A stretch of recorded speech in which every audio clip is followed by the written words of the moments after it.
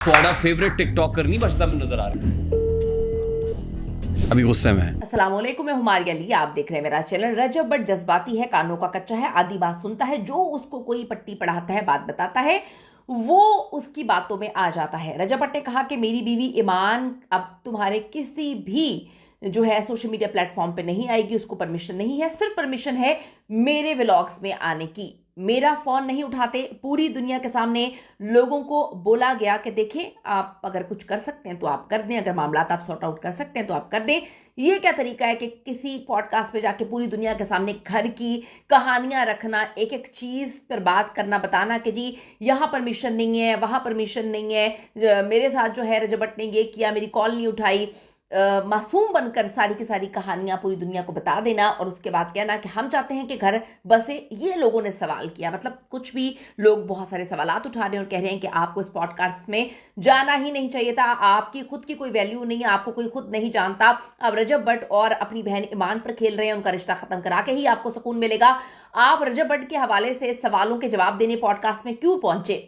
मेरा और मेरी बेगम का मसला है। रजब बट ने मुतादिद बार ये बात कही थी, पर सॉर्ट आउट कोई और कर रहा है। कहीं ना कहीं अब ये भी इल्जाम लग रहे हैं कि रजब बट की माँ और बहन नहीं चाहते कि अब जो है ईमान घर पे आए। क्या ईमान, उनका भाई और उनकी वालदा चाहती हैं कि ईमान का घर बसे? ये बहुत इंपॉर्टेंट सवाल है। खुद कहा ईमान को ले जाओ, मैं उसे आकर ले जाऊंगा, लेकिन देखिए अभी तक लेने ही नहीं आए। सारी की सारी घर की वो बातें जिस पर रजब बट और उनकी फैमिली बार बार चिढ़ रही है कि आप सोशल मीडिया पे ना लेकर आए। रेहान तारिक के पॉडकास्ट में जाके इन्होंने सब कुछ मलिया मेट कर दिया। क्या ये सच है? आज की वीडियो में इस पर बात करेंगे। रिक्वेस्ट है चैनल को सब्सक्राइब करें, इसकी हमें जरूरत है। वीडियो को आखिर तक जरूर देखिएगा। रजब बट के साले यानी कि उनकी बीवी ईमान के भाई ऑन शेख रेहान तारिक के पॉडकास्ट में जाते हैं। अब समझ से बालातर है, उस वक्त से ही सवाल उठ रहे थे कि ये पॉडकास्ट में क्या करने जा रहे हैं, इनकी क्या अचीवमेंट है। डेफिनेटली अपनी बहन पर जो है गेम्स खेलने जा रहे हैं, या अपनी बहन ने जो कहानियां सुनानी है दुनिया को वो बताने जा रहे हैं। रजब बट पर पॉडकास्ट करने जा रहे थे क्योंकि इनकी अपनी तो कोई भी अचीवमेंट नहीं है, और वही हुआ। सारे सवालात, सारे जवाब सिर्फ रजब बट ही पर थे। पॉडकास्ट हाल ही में रिलीज होता है और लोग जो हैं वो ट्रोल करेंगे, तुम किस तरह के भाई हो कि तुमने पकड़ के अपनी बहन का घर बर्बाद करने में कोई कसर नहीं छोड़ी। और बहन किस तरह की है कि वो अपने भाई को मना नहीं कर रही, वालदा किस तरह की अपने बेटे को मना नहीं कर रहे। मासूम बन के एक एक बात जो है आपने दुनिया के सामने रख दी और कहा कि मुझे तो कुछ भी नहीं पता। एक तरफ लोग ये हैं जो उनको ट्रोल करें, दूसरी तरफ लोग कह रहे हैं कि यार कितनी ज्यादती की है रजब बट ने ईमान के साथ। देखो वो घर नहीं बसा रहा, वो लेकर नहीं जा रहा उसको। तो थोड़ा सा आपको समझने की जरूरत है कि इस तरह से मामला सॉर्ट आउट होते हैं।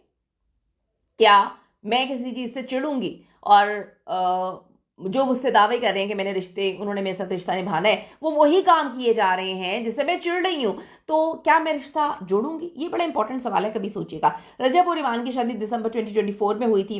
उनका एक बेटा केवान भी है। हाल ही में ईमान की रजब के व्लॉग्स में ना आने और उनके मैके में रहने की और तलाक की अफवाहें जो हैं वो उड़ती हैं। फिर ईमान एक जगह पर इंस्टाग्राम पर क्वेश्चन आंसर राउंड खेलती है, पता नहीं क्यों। वो तो कभी आती भी नहीं थी, वो क्यों अपने घर की बातें पूरी दुनिया में जो है लेकर आ रही हैं? किस के कहने पे आके वो सब कुछ कर रही है? कौन उनको फीड कर रहा है? वो अपने शोहर को कॉल करके उनसे डायरेक्ट बात क्यों नहीं कर रही? वो उनके बच्चे की माँ है, वो क्यों अपने भाई को आगे कर पूरी दुनिया में रुसवा करवा रही हैं? ये बड़ी अजीब सी सिचुएशन है, समझ नहीं आ रही। रजब ने एक पॉडकास्ट में खानदानी मामला जैसे जहेज ना लेना, ईमान के घर से पानी तक ना पीना और घर को महल कहने जैसी बातें शेयर की, जो ऑन शेख के मुताबिक जाती थी और ईमान को तनाव का शिकार कर रही थी।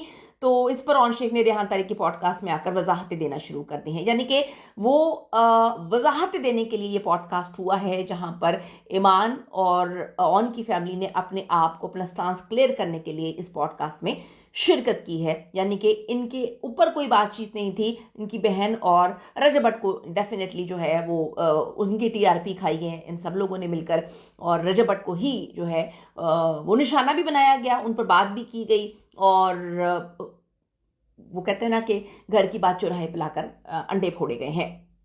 ईमान को कहते हैं मैके भेजने की वजह, और शेख ने बताया कि रजब ने खुद ईमान को मैके भेजा था क्योंकि रजब के खिलाफ कानूनी केसेस चल रहे थे, उनकी सेहत ठीक नहीं थी और फिर बरतानिया में थे। वो ईमान को देखभाल उसकी नहीं कर सकते थे।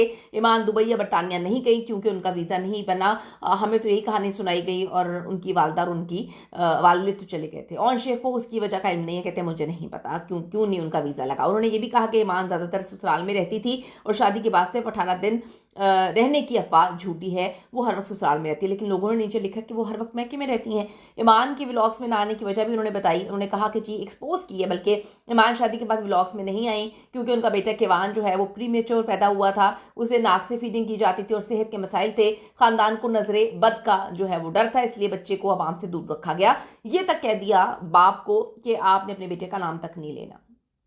ये रजब भट्ट ने काफ़ी कहानियां सुनाई थी कि ईमान की जब मुझे ज़रूरत थी तब वो मेरे साथ नहीं थी, वो मेरे खिलाफ थी। लेकिन ये भी सोचने की ज़रूरत है कौन सी बीवी आपके साथ रहेगी जब आप बीवी के साथ वक्त नहीं गुजार रहे, आप बीवी को टाइम नहीं दे रहे और बीवी को पता चलता है कि जी आपका किसी के साथ अफेयर है, मुबैना तौर पर आप किसी और के साथ कमरा शेयर कर रहे हैं दुबई में। दुबई आप उसको लेकर नहीं गए, इंग्लैंड आप उसको लेकर नहीं गए, वो यहाँ पर अपनी मुश्किल तरीन अपनी ज़िंदगी का वक्त जब आपका बच्चा हो रहा होता है, प्रेगनेंसी सारी काटी उसने अपने शौहर के बगैर। ठीक है मसले मसाइल हो जाते हैं, लेकिन ये सारी चीज़ें तो बॉम्ब बन के गिरी, कितना उसने सफ़र किया होगा।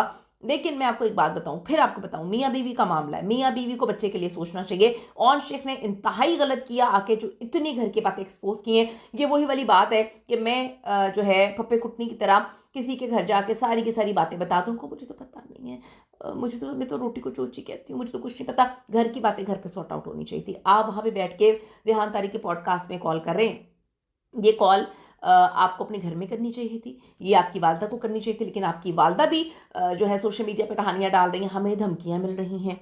ये किस तरह की बातें, हम सबको एक्सपोज करेंगे, ये किस तरह की बातें हैं। फिर ऑन शेख को अगर रजब भट्ट कुछ कह देता है तो बीवी को ना भाई का साथ देना चाहिए था, ना अपने शौहर का साथ देना चाहिए था। ईमान ने इतना ट्रॉल किया, इतनी बड़ी स्टेटमेंट लिखी कि मेरे भाई को तुमने ये कहा है, तुम तो ये हो, तुम्हारा तो इसके साथ चक्कर था। मतलब बड़ी मिस्टीरियस किस्म की बातें हैं कि अगर मियाँ की गलती होती है तो बीवी को कवर करना चाहिए, बीवी की गलती होती है तो मियाँ को कवर करना चाहिए, इसीलिए तो लिबास कहा गया। लेकिन ये कैसे लिबास हैं कि इर्द गिर्द वाले लोग जो हैं आपके कपड़े फाड़े जा रहे हैं और आप जो है चुप करके बैठे हुए हैं।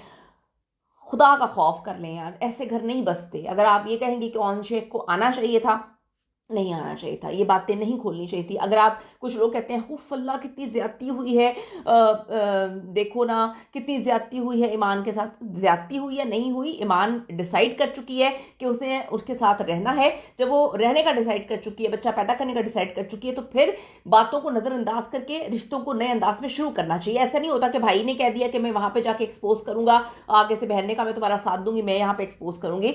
इंसान इस तरह से रिश्ते नहीं चलते हैं। ये रजब को जो आपने जज्बाती कहा, हो सकता है रजब जज्बाती हो, लेकिन अब वो एक बच्चे का बाप है, उसको भी सोचना चाहिए कि जो प्रॉब्लम है उसको सॉर्ट आउट करे। लेकिन जो हरकतें ईमान की फैमिली कर रही है उसके बाद सॉर्ट आउट कहाँ होने हैं मामला।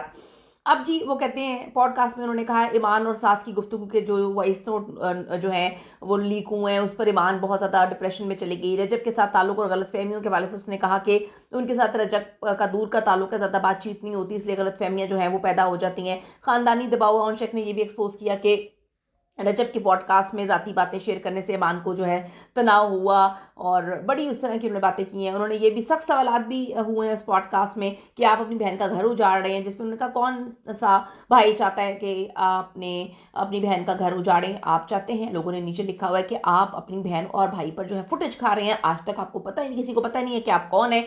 आप टिकटॉक लाइव पे उनका नाम लेकर बैठते हैं, आपको पॉडकास्ट में उनकी वजह से बुलाया गया, आपके पास जितनी इज्जत है उनकी वजह से है, तो आप ये क्या कर रहे हैं। लोगों ने बहुत सारी बातें की हैं, लोगों ने इतनी सारी बातें की हैं, कान के कच्चे हैं, बातों में आ जाते हैं, जज्बाती हैं। ये किस तरह की बातें हैं, आप अपने बहन के मियाँ के बारे में ये बातें कर रहे हैं। फिर जी वो कहते हैं कि जी आपने इसमें नहीं आना, परमिशन नहीं दी, मेरी जो है टिकटॉक लाइव में आने की परमिशन नहीं है, मेरे साथ तस्वीर खिंचवाने की परमिशन नहीं है। सारी बातें किस तरह की हैं, मतलब ये समझ से बालातर है। आपको इसमें कुछ समझ आता है? आपको लगता है कि इस पॉडकास्ट के बाद इनका घर सही तरफ जाते हुए आपको नजर आ रहा है, या मामला सॉर्ट आउट होते हुए नजर आ रहे हैं, या ये सॉर्ट आउट नहीं करवाना चाहते इसलिए पॉडकास्ट में शिरकत की? जरूर बताएगा। See you in the next video.